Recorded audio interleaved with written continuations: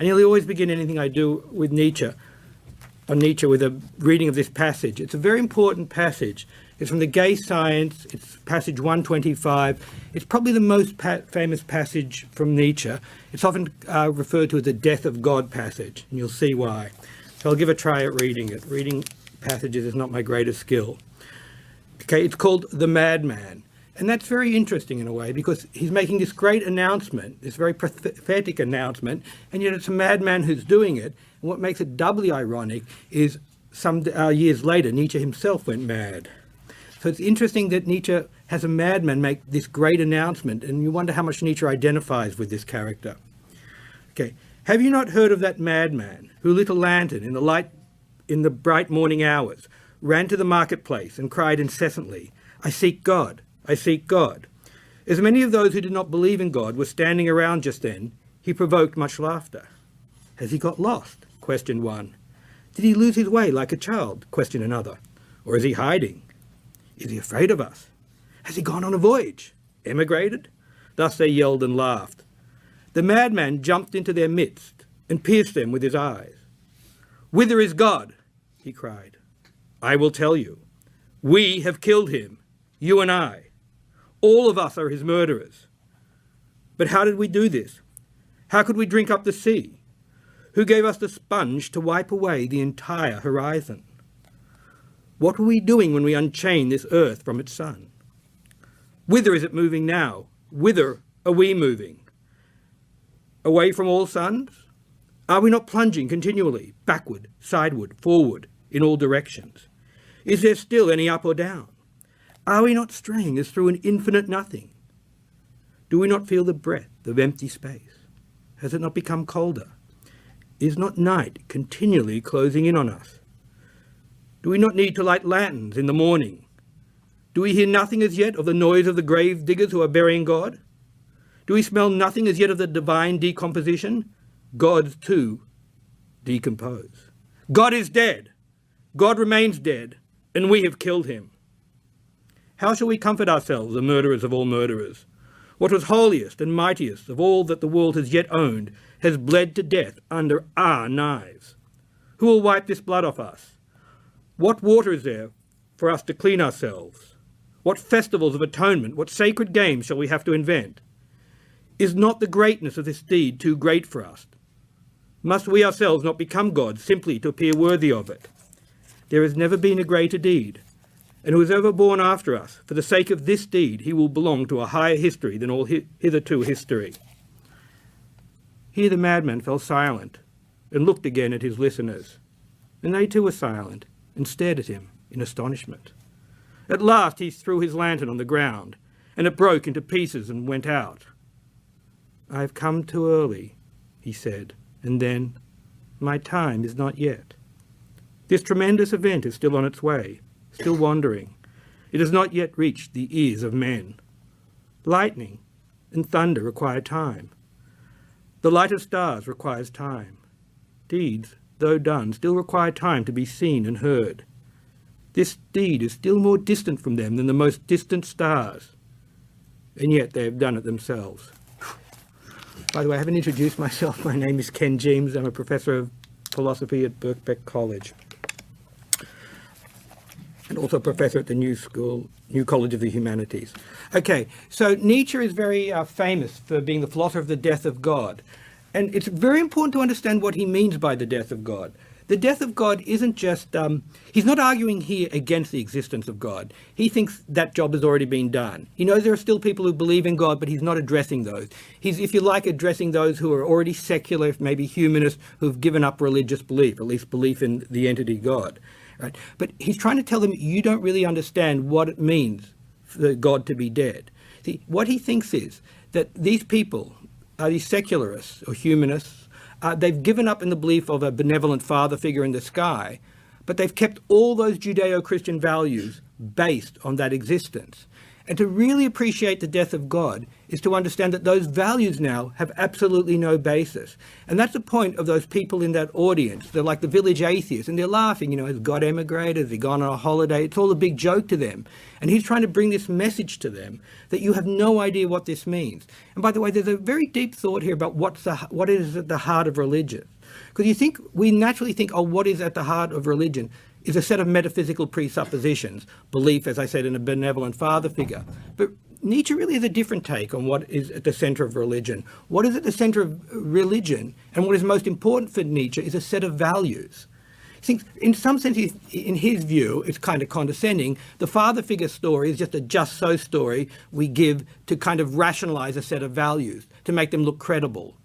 But the real point for Nietzsche, the real point behind any set of religions, is a set of values, a set of normative commitments, not just commitments about belief, but commitments about practices.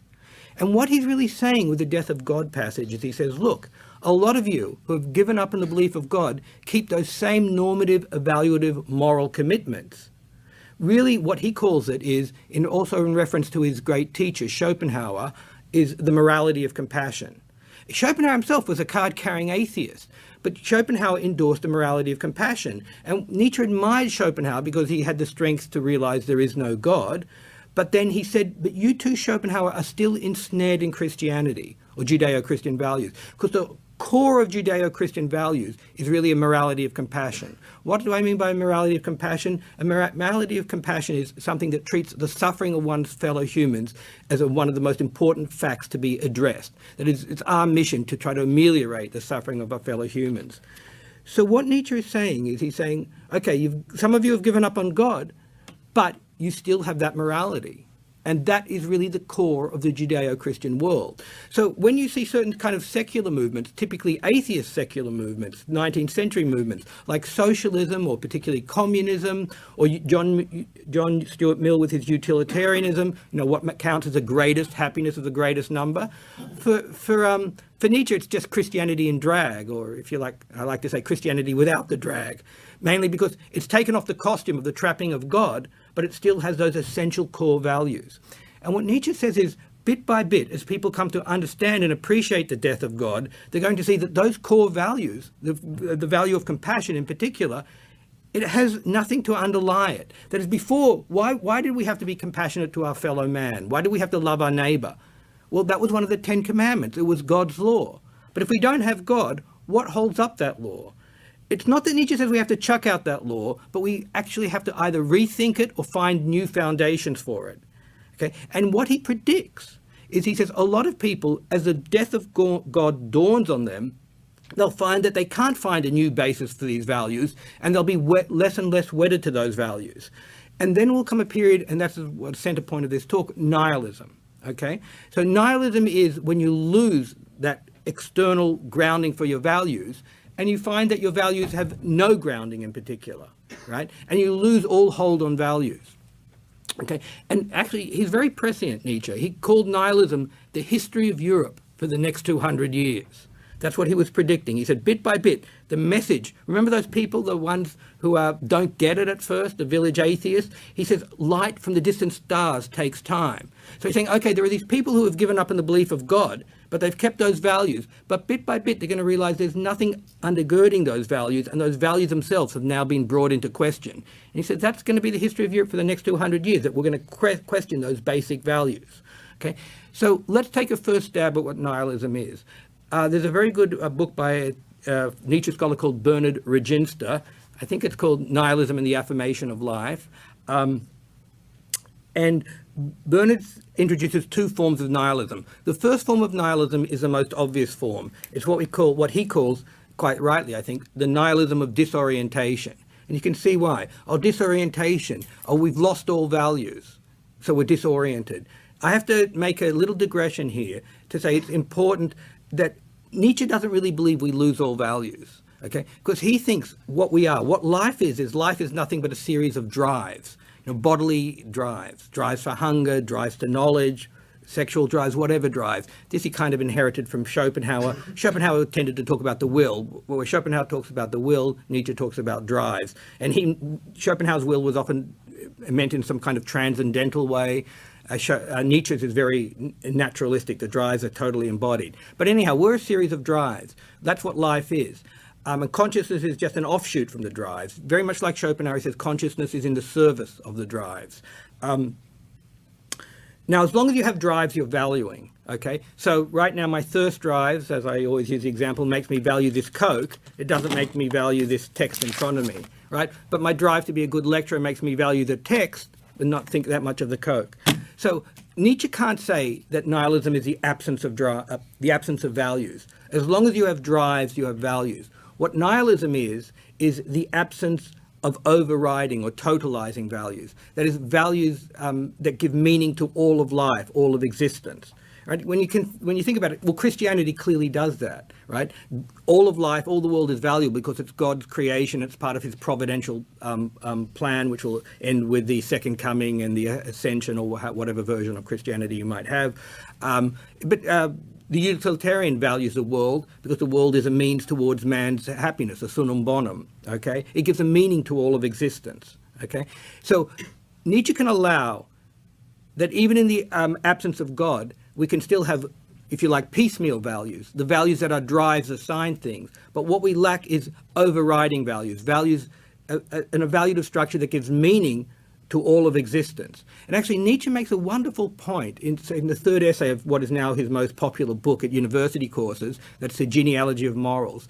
In the third essay, in section 28, he says, kind of contra Schopenhauer, he says, people have thought that the problem is the problem of suffering. But the problem of suffering is not man's great problem. He says man will even take on suffering. He will even seek it out. The real problem that faces man is the meaninglessness of suffering. So contra Schopenhauer said, look, the big problem is suffering. Nietzsche says, no.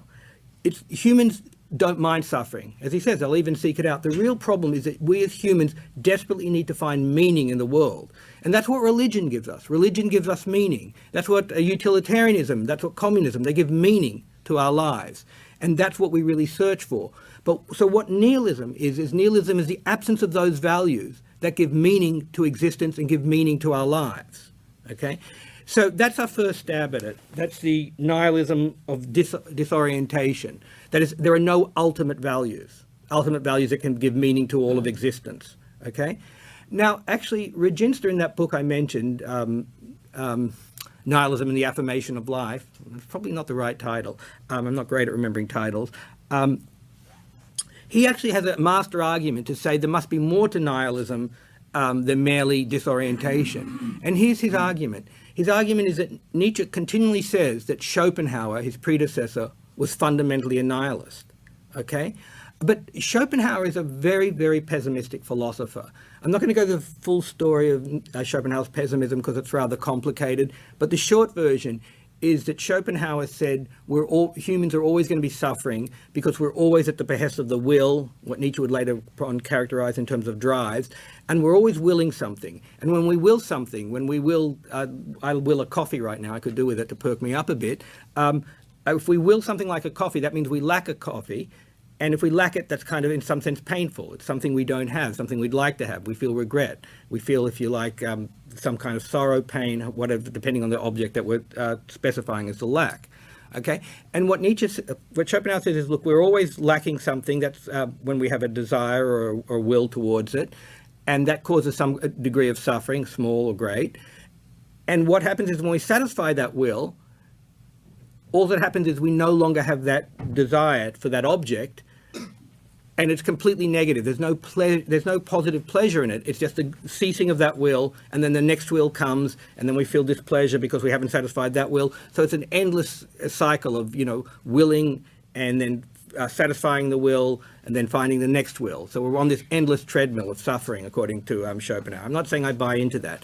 Also, I want to put on the board is that this notion of Schopenhauer's that life is irredeemably suffering. And then Schopenhauer makes the value judgment. He says, and he endorses what famously is called the wisdom of Silenus. Silenus was a Roman orator, I think of the 2nd century AD. Silenus said, no, I'm getting Silenus mixed up. It's probably Celsus who said this. No, it's Silenus, sorry. Silenus said, when he was asked, what is a good life for man? He said, "O wretched mortals, the best is for you never to have been born, the second best is to die as soon as possible. Yeah, I know, he's cheery, happy-go-lucky kind of guy. Anyhow, Schopenhauer endorsed that, right?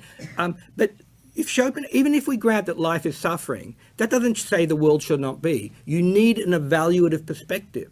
So what a lot of philosophers have said is Schopenhauer has a hidden premise that what justifies life is happiness, but since there can be no happiness, life ought not to be. But that means he can't have disorientation, because remember, disorientation was the belief that there are no ultimate values. But Schopenhauer's an ultimate value, happiness, or the predominance of pleasure over pain, or something of that calculus effect. So Schopenhauer is not disoriented, he's just, if you like, pessimistic.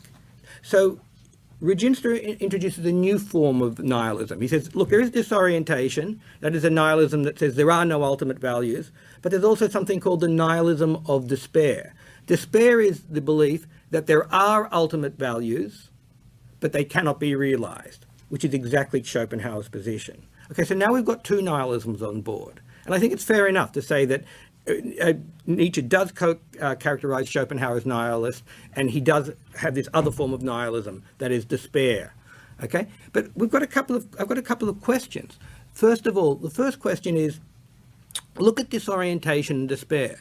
Disorientation is the claim there are no ultimate values, right? Despair is the claim there are ultimate values, but they cannot be realized. Okay, well, they say opposite things. One says there are ultimate values, one says there are no ultimate values. How can these two opposites be the same thing? So Regenster has a problem there. He has some other problems, but I want to cut to the chase. I want to get to the really, really big problem. The really big problem for Regenster's take of nihilisms, both his nihilisms, is the following. Right? Nietzsche says again and again that Christianity or Judeo-Christian values are intrinsically nihilistic.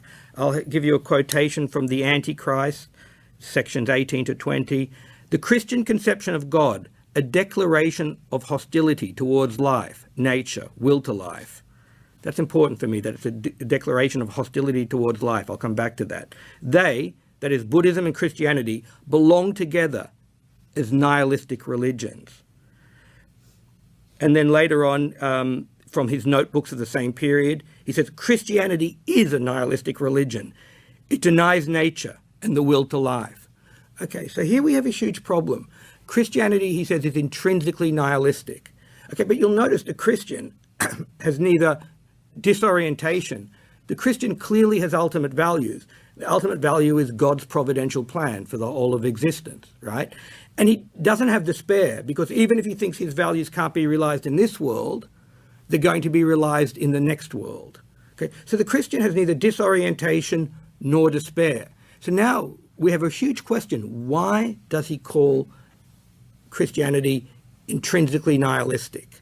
Okay, there is one little defense you could make. You could say, oh, that Nietzsche thinks Christianity is going to lead to nihilism. The argument would be, and Nietzsche does say this, he says, look, Christianity enshrines a very strong will to truth, because truth is God's word, and we have to respect God's word, we have to respect the truth. In the next lecture, I'll be talking a lot more about what Nietzsche has to say about the Christian and the secular will to truth. But anyhow, the argument would be, oh, Christianity enshrines a will to truth, and it's a will to truth that eventually comes to get us to see that God does not exist, and that's what leads us to nihilism. So that would be a story about how Christianity leads to nihilism. But that is not what the text says. The text says Christianity at its core is nihilistic. And Regenster can't answer that with either despair or disorientation. Because the Christian, as I said, is neither disoriented, he has ultimate values, and he doesn't have despair. Okay, so what I think is really going on, to cut to the chase, is that Nietzsche actually has a deeper form of nihilism. Okay, and to put some pieces on the board, I'll mention the third argument I have against both those forms of nihilism. Both those forms of nihilism are belief. One is the belief that there are no ultimate values. The other one is the belief that there are ultimate values that can't be realized.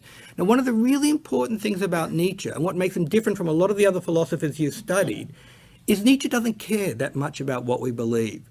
In this sense, he's a follower of Schopenhauer and a precursor of Freud. They had more like the pyramid view of what our mental life is like. And just the top of the pyramid is floating above water. That's consciousness. Basically, they thought what you consciously believe is really reflection of what's going on much deeper than consciousness. Some philosophers have gone so far as to say that Nietzsche thinks what you consciously believe is epiphenomenal, meaning it's caused, but it doesn't have any causes. It has no causal impact. I think that's going way too far. What I do think is that Nietzsche thinks what you consciously believe is more like it's to be read more as a symptom. It's not that it doesn't cause anything, but it's more interesting as a symptom of deeper things that are going at the level of unconscious, or as I think as Nietzsche would like to put it, at the level of drives. Well, if that is so, then let's go back to disorientation and despair. Those, the way Regenster puts them, are beliefs. But according to the picture I've just given, Nietzsche thinks beliefs aren't all that important. So if nihilism is the most important thing that he's come to expose, and that's how he often presents himself, then how can that be that they're conscious beliefs and yet what we believe isn't all that important? I think there's a deeper lying nihilism underlying both disorientation and despair. And here I'll move back a bit and say, Nietzsche says in Ecce Homo, a book he wrote about his life and his writings, and obviously Ecce Homo is a reference to Jesus. You can see there's a certain element of self-grandeur there. Here is man.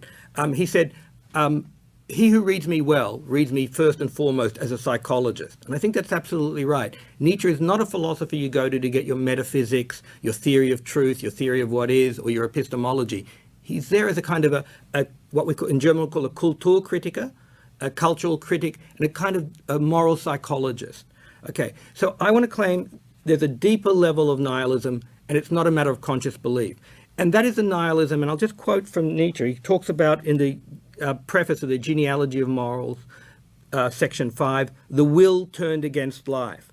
So what I think is a deeper form of nihilism is what I call affective nihilism, because it affects us at the level of our drives and our affects, expression of those drives. Affective nihilism is when the will is turned against itself. And Nietzsche has a basic story. This is the story of the first essay of the Genealogy of Morals, when he talks about Christianity as the invention of a certain slave caste. And the basic story, which I won't give you fully now, is that there are these people who had wills like everyone else, like their masters. They wanted to be strong, they wanted to be beautiful, they wanted to be dominant, they wanted to be conquering, but because they were slaves, they weren't allowed to express those wills. And so those wills, or those drives, because they couldn't get outward expressions, were turned against themselves. So then they told themselves, it's wrong to want to be strong, it's wrong to want to be beautiful. And you can see how that metamorphosizes into, you should turn the other cheek, you should be meek. In other words, the beginnings of Judeo-Christian values. Okay, so this deeper nihilism, what I call affective nihilism, is when the drives are turned against themselves. And for Nietzsche, that is really life turned against life, because life is nothing but the drives. So he says, look, there are certain people who, because of a lack of power in certain situations, can't express their drives in a healthy way, outwardly in action, so they turn those drives against themselves. Life turned against life. But that is life turned against life, in a sense, because to eliminate the drives is to become nothing, hence nihilism, nihil in Latin meaning nothing. Okay, so that, I think, is the fundamental nihilism for Nietzsche, when life is turned against itself, when drives, instead of seeking outward expression in a healthy way, turn against themselves. He often uses a wonderful phrase which a lot of psychoanalysts have taken up, and I often read Nietzsche as a precursor of Freud in particular. He talks about internalization. The idea is to oppose externalization, drives acting in action, like the nobles, he's thinking of the Greeks or the Romans perhaps, when they have a desire, they act it out. When Achilles is mad about the death of Patroclus, he goes and kills Hector. He expresses his anger very directly. But slaves can't do that. If they're angry at their master, they can't express their anger on the pain of death. So they repress it, they turn those drives inwards. And the drives turn against themselves, so that the Christian moralizes. See, it's one thing, it helps to put on board two different notions. There's repression and suppression. You can suppress a drive by telling yourself, look, like right now, I'm suppressing my drive to a cup of coffee. I mean, I'll answer to that drive when the break comes. But I'm saying, look, I've got to be responsible, finish here, and do my lecture. I'm perfectly aware of my drive to have a cup of coffee. I don't say it's a bad drive. I just say, I'm just not going to act on it now. That is suppressing it, right? But repression is something different. Repression is when you, in a sense, moralize. Nietzsche has a wonderful phrase, moralic acid. It's when you moralize in yourself, you don't just say, I'm not going to act on this drive. You say, I'm wrong to have this drive. Humans shouldn't have this kind of drive. This drive is an affront to God. Well, that's what a lot of Judeo-Christian values do. Like we have various aggressive drives, says Nietzsche. We have various sexual drives. And religions tell us those drives are an affront to God. Those drives are wrong. We shouldn't even have those drives in the first place. So that, for Nietzsche, is the beginnings of a pathology. That is the beginnings where you disown life. And here's a wonderful phrase in the Genealogy of Morals where he says, we become strangers to ourselves. And the meaning of that, and I think that's the real meaning of Nietzsche's genealogy of morals, is that we disown certain parts of ourselves, certain drives, so that they become split off to the point that we consciously don't even recognize we have them. We lie to ourselves and say, no, I want to love my neighbor. I have no aggressive impulses. Nietzsche thinks we're actually confused. He thinks both of that is part of us. Yes, there's a part of you that wants to love your neighbor, the conscious part that's been indoctrinated, but there's another part of you that wants to be aggressive to your neighbor. And hence you become split in that beautiful phrase, strangers to ourselves. Okay, so if we've got on board this notion of nihilism, the basic form of nihilism, what I call affective nihilism, as you turned against yourself, or your drives turned against yourself, but you is good enough, because I think Nietzsche identifies you, the I, not with your conscious thought, but with your drives, but that's a matter for another talk. With your drives turned against yourself, that's the fundamental aspect of nihilism that Nietzsche is really interested in. Now, if we think like that, we answer a few of the objections I had to Regenster. First of all, nihilism is not a doctrine. It's not a belief you hold, right? Like the Christian doesn't consciously hold nihilism, but it's something about your very psychological makeup.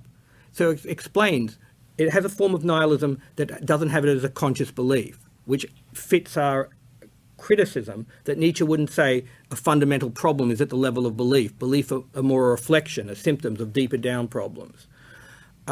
Okay, now we have an explanation of why Christianity is fundamentally nihilistic. Because on Nietzsche's take, at least, what Christianity demands is a severe repression of the drives, as I said, of these aggressive, sexual and other drives. Okay? And finally, we have an explanation of what those two nihilisms that Regenster mentions have in common. Remember, there's a nihilism of disorientation. There are no ultimate values, values that give meaning to all of existence. And despair, there are ultimate values, but they cannot be realized, the version that Schopenhauer ascribed to. We can say what those two nihilisms are is they are modern expressions of this fundamental affective nihilism. So I think Nietzsche's view is this. Christianity, or Judeo-Christian values in particular, in the West, introduced this not suppression of drives, but severe, self-chastising, moralized repression of drives. And this has made us sick and to a certain extent pathological in Nietzsche's eyes. And hence we become split and become strangers to ourselves. And what disorientation and despair are, it's they come in the modern world, they come with a kind of nihilism becoming self-conscious. That is, nihilism is finally making its way up from our mere bodily state of drives turned against drives into consciousness. So we give conscious expression to our affective nihilism with either disorientation, there are no ultimate values, or despair. Remember I said, well, why are those both nihilisms? They say opposite things. They're both nihilisms not because of their content, but because of the causal genesis and because what they really mean and what they really reflect. They reflect our affective nihilism. It's just that now, in the modern age, when a lot of us have become secular and given up God, we now express those nihilisms in quite conscious forms. Okay, I want to make a couple of last points and then I'll open the floor to questions. It's important to see that Nietzsche is not in favor of nihilism, right? And you remember in that passage, the God is dead passage, he says, what must we do to become worthy of the deed, the deed of killing God? Must we not become God? Okay, so what is it to become God? Well, and here he apes the language of Kant. He says, in other places, he says it's to become autonomous, to become lawgivers. So the idea is, for Nietzsche, is that before we had this external authority giving us a law, and those of us who are strong enough to live through nihilism, get beyond it. And Nietzsche said of himself, I'm the first person to live through nihilism and get beyond it. They'll be able to give themselves their own values. They'll become their own authorities. They won't need an external authority. And here Nietzsche is in some sense a precursor of the existentialists, people like Sartre, who hammered on this point that you have to become your own authority. Okay, so Nietzsche on the descriptive side is just saying that nihilism is what is going to be the history of Europe for the next 200 years. He's not endorsing it, he's just saying it's a historical inevitability. Now, there are a whole series of Nietzsche interpreters, namely the postmodernists, who think, in some sense, Nietzsche is endorsing it. They agree with Nietzsche on the descriptive side. They say, look, we moderns, we've lost the idea of external authority. Lyotard, a very famous postmodernist philosopher who wrote this famous book called The Postmodern Condition, says postmodernism is an incredulity towards all meta-narratives. Meta-narratives is like a story of what creation is about, like the providential story of God's creation, or what existence is all about. The utilitarian's idea that what we exist for is to increase the greatest happiness of the greatest number. Okay, so Lyotard says we become completely skeptical of all those stories, right? And he says, but in response to that, he says we should become ironic. We don't take any story seriously, and we just play and we move from story to story as it suits us. Now, in fact, that is a deep form of nihilism, no ultimate values. And Nietzsche actually, in some sense, predicted this. He was very prescient. He said that's what was going to happen with weak people. When weak people realize there is no external authority, what they're going to do is they're going to become completely ironic. They're going to feel like they're epigones, this is the end of history, whatever, and there's no story we need to take seriously. And Nietzsche did not endorse that. That is the difference between him and the postmoderns. The postmodern seems kind of happy that there's no ultimate authority, and they say we shouldn't give any authority to anything. Whereas Nietzsche says, look, those people who are strong enough, and the list is very small, and he always puts himself on the list, hence ecce homo. He says those people will be able to create their own values. And that's the challenge he puts out to us moderns. He says, look, once you've realized that there are no external authorities, you'll go through this period of nihilism, you'll say there are no ultimate values, but those of you who are strong enough will be able to create your own ultimate values. And on that happy note, I think I'll stop and open the floor to questions. At the back. So if everyone's strong and everyone creates their own values autonomously, what did he predict as the outcome? I mean, can everybody be strong and create their ultimate values and there not be chaos and violence and fallout? Should I repeat that question, please? Okay. You're absolutely right. And in fact, one of the things about Nietzsche that I neglected to say is Nietzsche is extremely elitist and extremely condescending. And this is what, because it looks like he wants to wipe out Christianity, but that's not true. But he was very condescending the way he put it. The most condescending versions let the ideas of the herd, meaning the common people, rule in the herd. That is, he said, for the vast majority of people, religions give some meaning to their life and makes a hard life, a life of suffering, bearable. His worry was that Christianity, or Judeo-Christian values in the West, had become too victorious. That is, they've converted everyone, and they're very hegemonic and universalistic, and they demand that everyone subscribe to these values. So he did think that certain people who he thought of weak, need to keep those Christian values. What he was worried about is that Christian values, the morality of compassion, is so universalistic and so powerful, it kind of sucks everyone into its wake. But there's a second problem you're getting at. What if people read Nietzsche as a license to create their own values? And some of them could create horrible values. And it's well known that some people in the 20th century who did take up Nietzsche, I'm thinking particularly of the Nazis, did, horrible things and had what we would find of horrible values. And this is how brilliant Nietzsche was. Nietzsche actually said, somewhere in Beyond Good and Evil, one of his main books, he said, horrible things will be done in my name. He saw exactly that point. But he was such an elitist and he was so condescending. He said, basically his attitude was, I don't care what idiots do with my text. Let them do what they want. But Nietzsche Nietzsche wanted people to create their own values. That is true. And famously says, here is Zarathustra, his prophet, says, here is my way, where is yours? But there was this question, well, where does that leave people? And a lot of people have a very negative feeling about Nietzsche for this reason. They say, he doesn't give us any politics. He doesn't tell us what the ideal society is. He doesn't really give us any values. He just kind of, and Nietzsche often said this, I am dynamite. I blast other values away and I leave it for you to create your own values.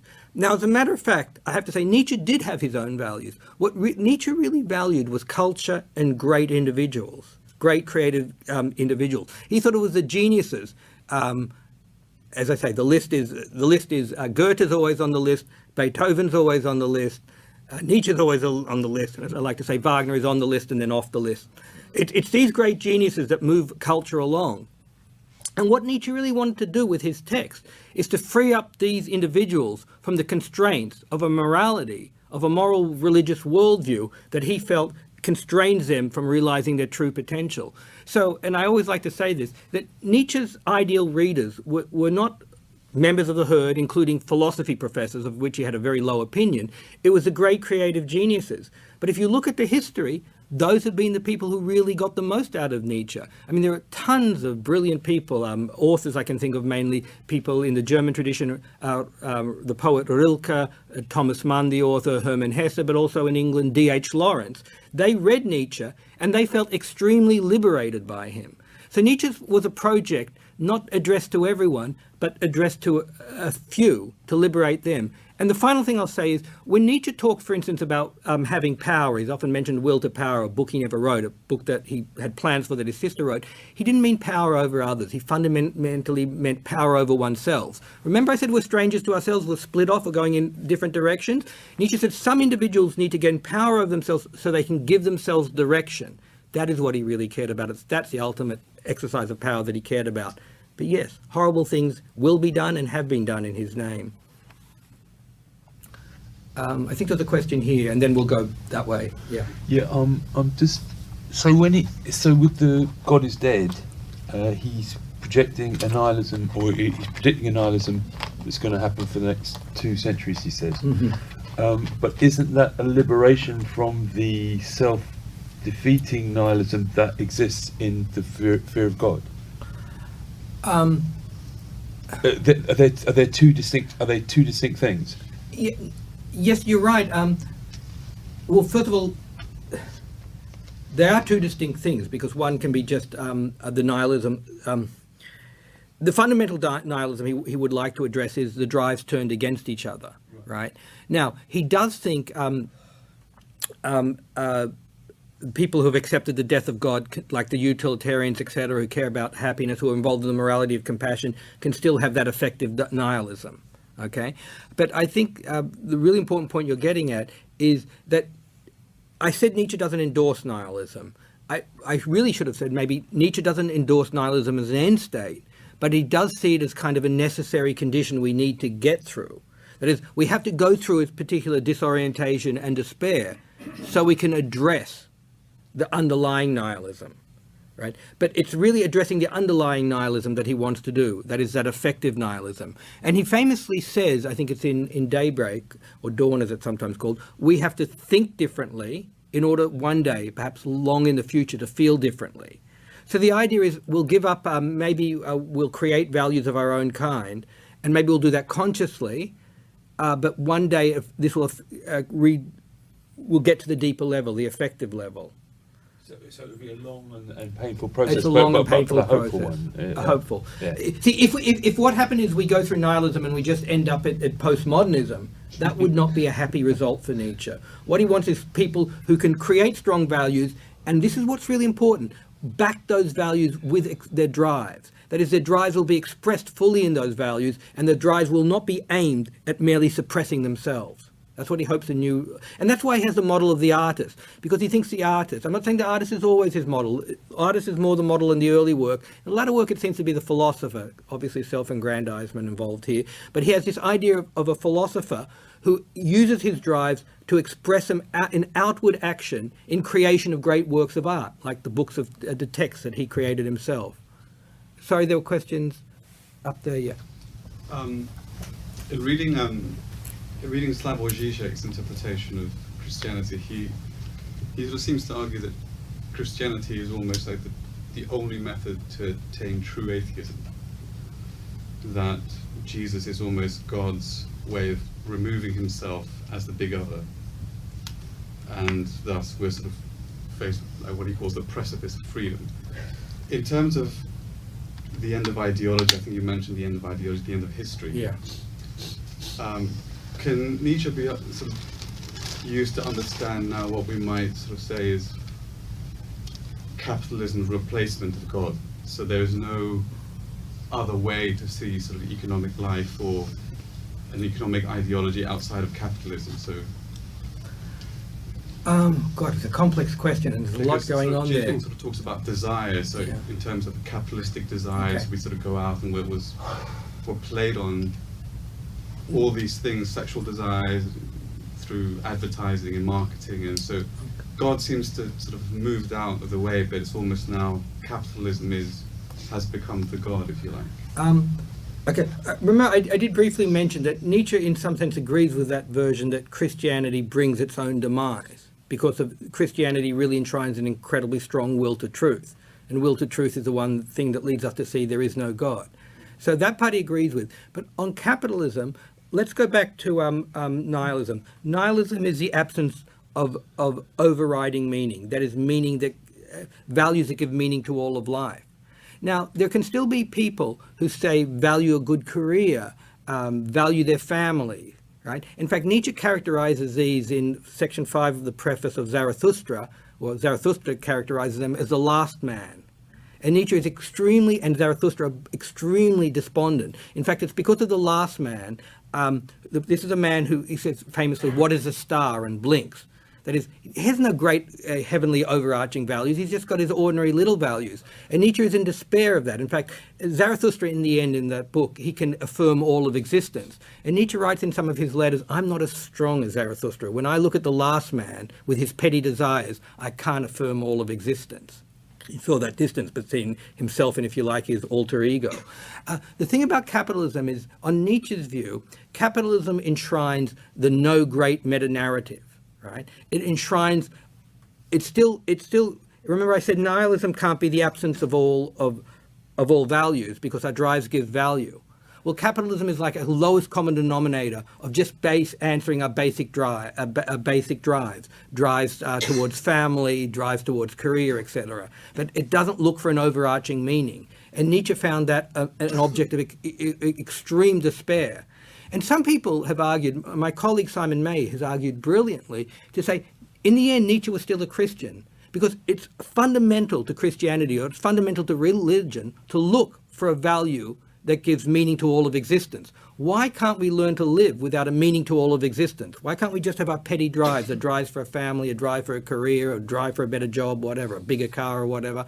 Well, I think Nietzsche's real objection is really that he thinks that is not the way forward to really great creative individuals. I think at the end his core values are always culture and great individuals that move culture. And he saw this effect of capitalism, the enshrinement of the most basic drives, and no looking for a meta-narrative that give meaning to all of existence, as enshrinement of the lowest common denominator and something antithetical to great culture and great individuals. I'll go here and then there. Yeah, yeah, go ahead. Yeah, sorry, my eyes moved a bit so one quick strangely. question. With regards to these strong people that he referred to, is that called the Übermenschen? And another one is that, does he tell us to follow our drives in order to find that meaning and value? Well, okay, there are two big questions here. The Übermensch is mainly, it's mentioned very little in Nietzsche. It's mentioned in Zarathustra.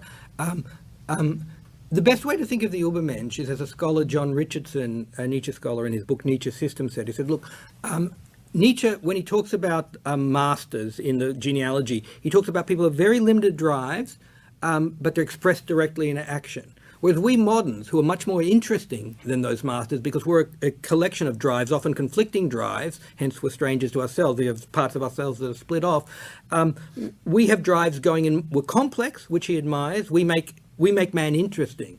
He says, without the slave revolt, which is the institution of Judeo-Christian values, history would be too stupid a thing. We have a certain complexity, but at the price of being all over the place. I think the notion of an Übermensch is, as Richardson said, an Aufhebung. That is, he'd like us not to repress our drives. but he'd like us to collect them and give them concerted expression. And to do that, you need what I call sublimation. That is, you've got a wide range of drives, but you've got a master drive that orders all the other drives and gets them to act in concert with the main drives. Now, you said, do we do it? Well, this is a big, big question about Nietzsche. Who does this? And I think, again, this is part of Nietzsche's story, following Schopenhauer as a precursor of Freud, that he doesn't think it's something we consciously do. It's just some of us are lucky enough to have a very strong master drive, like maybe Leonardo da Vinci's master drive was to artistic and scientific creation, and that makes all the other drives subservient to it. But what Nietzsche is hoping to do with his text, and that is why he writes in this bombastic, incredibly strong rhetorical manner that moves so many of us, is he's trying to get us below the level of conscious. He's hoping one of these genius, or a nascent genius, Hermann Hesse, say, or D.H. Lawrence, will read his books and something in him will be liberated so that it can now find full expression and become the active master drive. Sorry, continuing on with drives. Early on, you were talking about drives and values with regard to Nietzsche. Would a biologist or a post-Darwinian say that drives have values? Or would they say that drives are value-free? Well, I think the basic idea here is, I can't answer so much for the post-Darwinians. They certainly say the drives functionally impel us towards certain things. But the point I'm trying to get at is, on Schopenhauer and Freud and Nietzsche's view, we have conscious values, we even have unconscious values, but it's our drives that are the root cause of all these values. It's our drives that make us value things, right? I think it's also fair to say more directly, our drives value things, except the worry is it turns them into little homunculi, little people, because we think of drives valuing as something that a conscious agent does. So if you're very much worried about the homuncular problem, which I think in the end can be answered, but I'm not going to do that here because it takes a long lecture, you can think, okay, maybe the drives don't directly value, but they are the cause of us valuing. Right? If I didn't have the drive, if I didn't have the hunger drive or the thirst drive, I just wouldn't value this Coke at all. And the point about, Nietzsche is he thinks our drives are the seat of all our values and the ultimate cause of all our actions. This is in great contradistinction to Kant. Kant talked about if you're merely at the mercy of your drives, you're what he called heteronomous. You can't be moral. He said to be moral is to overcome your drives to a certain extent. It's to become autonomous and just to be if you like, a monster of pure reason. That you do something not because your drives impel you towards it, then you're not acting morally. You're only acting morally when you act purely because your reason tells you it's your duty to do X. But Nietzsche and Schopenhauer and Freud are all of the view that all your actions are ultimately, using Kant's language, heteronomous, driven by your drives. Yeah. I wanted, in the same way that we kind of Democrats in the herd disagree about our values and take value from that very disagreement, did Nietzsche foresee that his geniuses would themselves disagree about their values and change the values accordingly? Well, Nietzsche actually, he railed against Socrates because he thought Socrates is one of these people who institutes the reign of reason, and he thought that was reason as opposed to it's more of the repression of the drives, that Socrates is one of these monsters of reason who says all you should use is your reasons and your drives are something to be scared of. So that's instituting a regime of repression. And at other points he says, in truth, no one is closer to me than Socrates.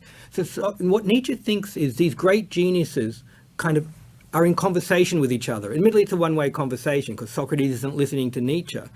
But Nietzsche is listening to Socrates. And Nietzsche said this beautifully. He said, some are born posthumously. He was very worried about whether he'd ever have readers. His last 6 books he had to pay for their printing. But he was hoping to be genius in the future who would bounce off him. And what he wanted was, he didn't want them to accept him, just like he didn't accept Socrates. He wanted himself to be a point of departure from them. That is one of the reasons why he finds professors of philosophy boring. Because what does a professor of philosophy do? He tries to work out exactly what Nietzsche meant. That is not, Nietzsche didn't mind those readers. He realized that'll help keep his texts alive. But what really Nietzsche was looking for was people who would use Nietzsche's text, possibly deform it to find their own voices. If you're thinking of philosophers, think about Foucault and Heidegger, who both read Nietzsche and then kind of used Nietzsche to create their own ideas. So Nietzsche said this about what he called the masters. He said, a master values himself not by the slaves who's under his jurisdiction, but the other masters who he respects, who are worthy of him. Like Achilles doesn't want to fight a foot soldier or a slave. That's beneath him. They're necessary. He's not against them. He's not trying to eliminate them. We need them. But I get my value, says Achilles, by battling someone worthy of me, Hector. That is exactly how Nietzsche says. Nietzsche says of himself, he thinks if you have genuine self-respect, you find an enemy worthy of yourself. One of his enemies was Socrates. Another one is possibly Jesus / St. Paul, because he thinks St. Paul is the brains behind Jesus. Well, he can see, he's hoping that really the notion is the Greek notion of a gonal struggle. You make yourself stronger by struggling against someone worthy of you. Well, he hopes to be a force, a point of force that others in the future, worthy ones, will struggle against. One last question, and then I think we should break. Yeah. On denial of life and will turn against itself, Nietzsche, especially on the second essay genealogy, he goes on and on about the fact that what we are repressing is our animal instincts, our kind of violence, aggressiveness, which are natural in us as animals. But later on, like Freud and psychoanalysts, they tend to focus on sex as the fundamental animal instinct which we are repressing. I mean, does Nietzsche actually talk about sex, or how would you combine the two things? Oh yeah, Nietzsche talks about repression of the sexual drive in the third essay of the Genealogy of Morals when he talks about the aesthetic ideal.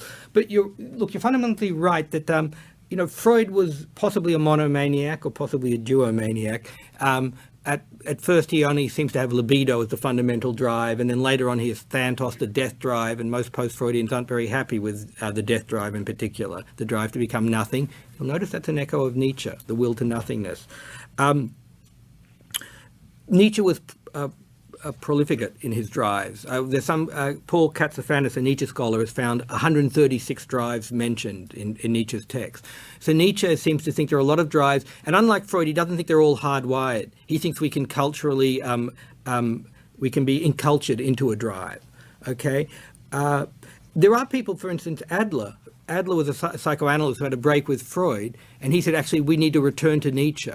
That we need to not be such a monomaniac. You're thinking about, the early psychoanalysts, and not just make the sexual drives the be all and end all. There's another part to your question. Can you repeat it?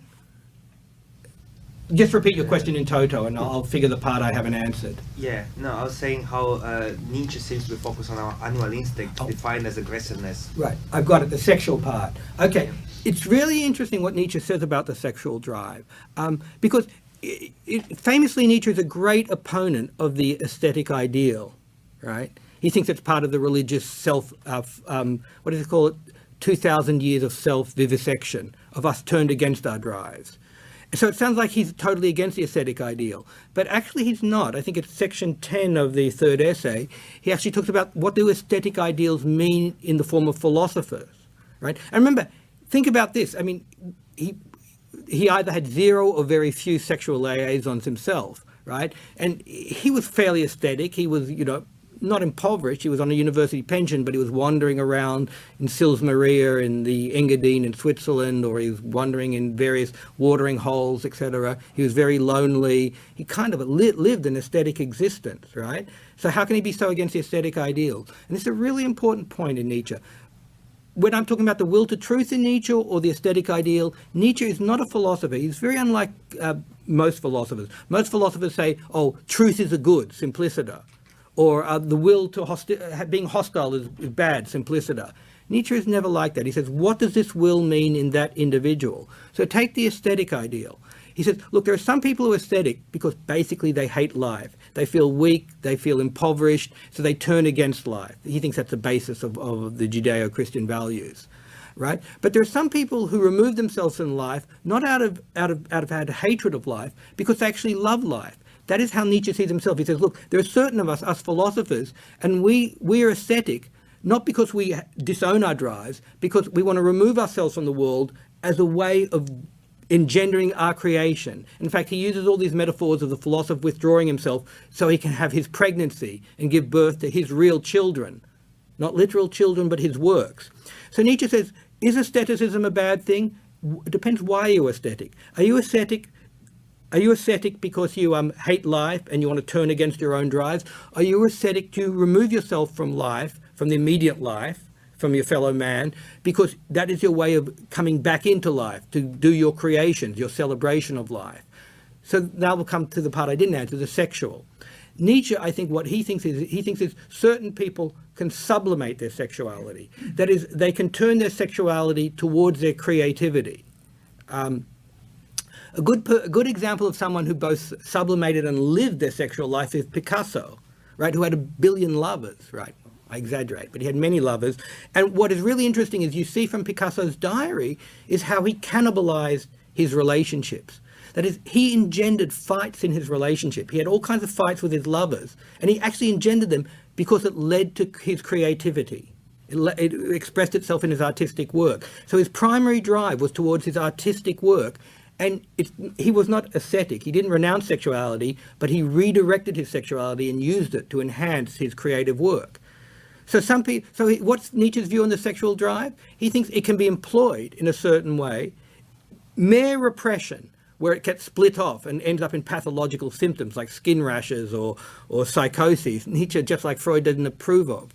But what Nietzsche thought is some people can harness their sexual drives and express it in their creativity, and that Nietzsche was in favor of. Actually, we do have times. Does anyone remember when this session's meant to end? I wrote times down, but at 11. Okay, fine. Let's go to 11. That's fine by me. Are there other questions? Okay, if there is not, I want to put one more piece on the table, which I didn't in the lecture because I only had so much time. I'll keep talking until there's a question. That's my practice. I do think sublimation is really, really important for Nietzsche, and it explains a lot, because there is these huge worries about, oh, is he just some kind of express my drives outward, be aggressive, destroy other people? And I've tried to kind of finesse that point by saying, no, what Nietzsche wants is not power over others, but power over yourselves, okay? And in this, he's actually rehearsing something that he got from the Romantics. The Romantics, I'm thinking of people like Novalis, Hölderlin, he particularly read Hölderlin. These were people writing in the late 18th century, early 19th century, and they had this idea that Germany doesn't have a genuine culture. Most of them, I'm talking about the German Romantics. Schlegel's brothers were also very important for this. And they said to have a genuine culture is to have unity. And they thought what happens in our modern culture is we become fragmented. Because the point about religion is it gives a core, it gives common values to everyone, it gives a unity. But now we're living in a post-religious age and we don't have that unity, so everyone just goes whatever direction they want. And they had this idea that they thought the same about mythology. They thought religion gives unity, the Greek myths, well, that was a religion, that gave them unity, gave them a sense of what's appropriate to do. It's appropriate to act like Achilles acts, for instance, or it's appropriate to act like Agamemnon acts. Those gave archetypes which gave enshrined norms of appropriateness and hence gave a centre. So the Romantics said, look, we moderns lack unity. And Nietzsche was very, very worried about this lack of unity. He thought this lack of unity is important, A, for a genuine culture, and B, for us to be genuine individuals. Okay, but you hear the word unity and you wonder, well, what the hell does it mean? It's repeated endlessly. The interesting thing is Nietzsche gives a gloss, a really interesting gloss on what unity is. Unity is this notion of sublimation. And sorry for those of you who have heard it before, but I always like to use the example of Freud's Leonardo. Because Freud wrote an essay on Leonardo da Vinci, and it's his main work on sublimation, but Freud didn't do a good job of explaining what sublimation is. According to Freud, Leonardo was was sexually inactive. This is historically wrong. We now have records that show that's not true. But according to Freud, Leonardo was fundamentally asexual, but he harnessed all his sexual energies towards artistic and scientific creativity. Okay, but what Freud is really bad at explaining is how this sublimation occurs. But Nietzsche has a story to tell about that. There are other reasons why Freud has problems on sublimation, but I can't get into that here. though I've written an essay, Nietzsche and Freud on Repression and Sublimation. You can look it up on the web. Nietzsche's version of Leonardo would be the following, and in fact he actually talks about Leonardo in some notes and says roughly the story I'm going to say. That is, he says Leonardo had a master drive. His master drive was towards artistic and scientific creation. He had other drives, a sexual drive, and let's say his main sexual drive was towards sexual congress with young boys. Okay, that's the way Freud seems to tell it. Okay, well, what happens is, with sublimation, with repression, you merely repress that drive. Maybe you're asexual, and maybe you come out with weird symptomology, skin rashes, whatever. But if you sublimate, what happens is, rather than repressing the drive, you redirect it. So the story, the Nietzschean story on Leonardo would be, he had this sexual drive. The sexual drive wants him to literally possess male bodies. But his master drive, his strongest drive, is towards artistic and scientific creativity. And rather than repressing that drive, it's strong enough to deal with it, not by repressing. When you've got a master drive that's not very strong, it deals with other drives by pushing them down. But if it's strong enough, if it's self-confident, if you like to use that language enough, it can harness the drive. So that instead of possessing, the drive slightly gets redirected. The sexual drive's primary impetus is towards sexual congress, possession of male bodies. Right? But it gets redirected. And as you know, Leonardo was obsessed with doing perfect representation of male bodies. So in a way, that's harnessing that sexual drive, but it's redirecting it to an aim that is now consonant with the master drive. Because possessing perfect representation of male bodies, he did all these diagrams of perfect male bodies, no diagrams of perfect female bodies. In fact, notoriously often got the female body quite wrong. That is now an expression of the sexual drive, but in a way that's consonant with the master drive. That is what Nietzsche's aim is. Nietzsche's ideals individuals are individuals who have achieved a certain kind of power over themselves, self-mastery through sublimation. And it's through that sublimation that we become genuine individuals and become genuine agents. But that again is another story that I can't give here.